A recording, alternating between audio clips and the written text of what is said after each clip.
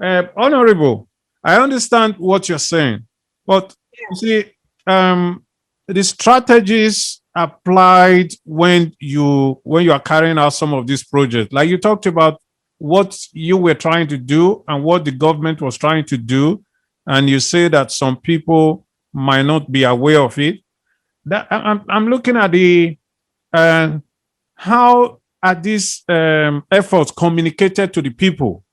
How do you pass the information? Because you've said a lot and that are going on in Edo State. A lot of people might not be aware. Is it that there's no creative way of passing information, not just to the Edo people, but to the international community to know that things are going on? Because if you embark on any project and people are not aware, then it's as good as nothing is being done. What do you think what effort is being carried out in that aspect to ensure that when you think of something that will affect the people positively, that the people know about it, and people who wants to collaborate or play a part know that something like that is going on?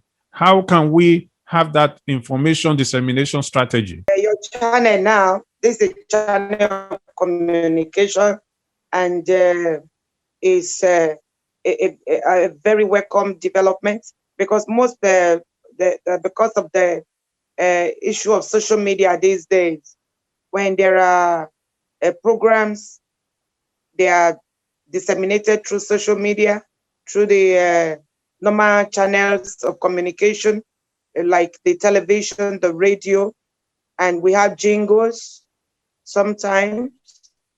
So, but I think the consciousness of our people, we really need to, that we have really, you see, my heart bleeds for this country. We have lots of challenges that people in positions, some of them really don't even know what they are doing. They are just there because of political patronage. And people that are passionate about our people, majority of them don't really have opportunity to do the work they ought to be doing. So different people try to shortchange members of our community. You still have some NGOs too, because most of our programs, if we are able to disseminate information, it will help our people, because the radio is better, since the radio, both those in the interior, they can have access to radio program. But we just continue to try, and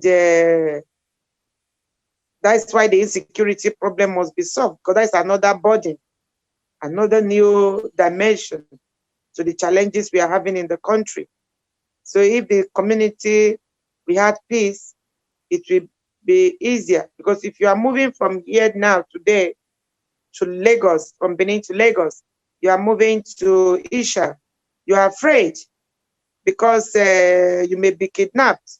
If you are going out to sensitize our people, to tell them the need for good parenting, to inform them to watch over their children, because the evildoers selling drugs are all around.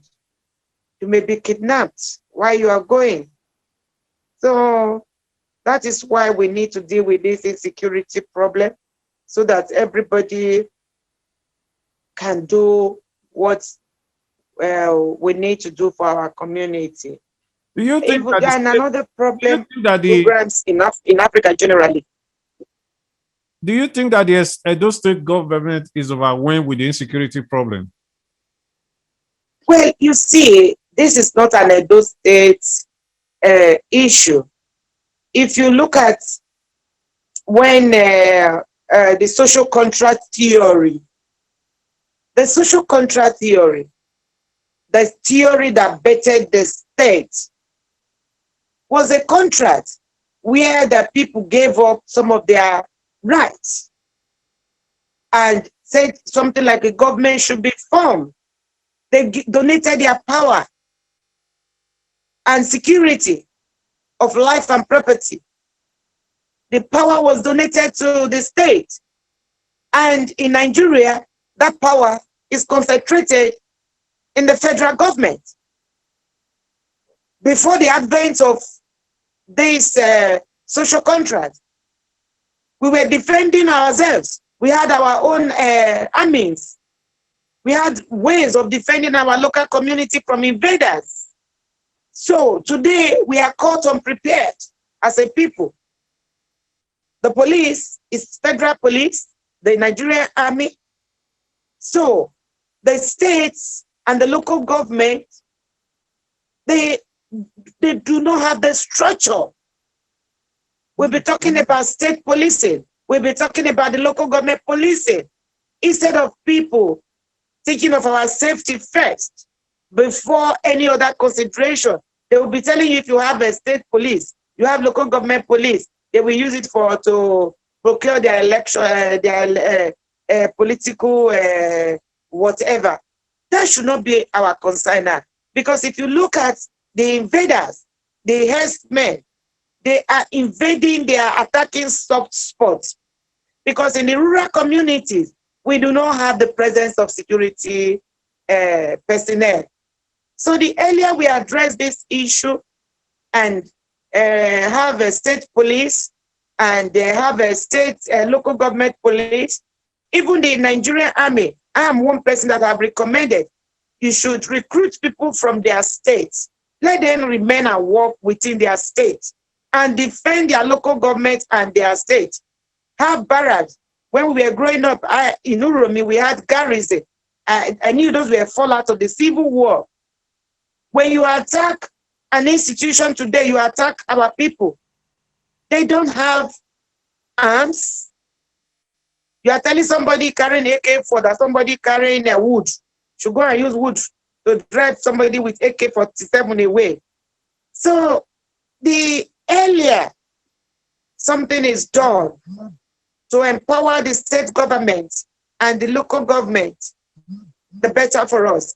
Even if we say individually, secure yourself, when you give arms to civilians indiscriminately, that becomes a problem for the future. How do you retrieve those arms? Self-defense. So I think those of you in diaspora and everybody from the international community need to speak to the federal government.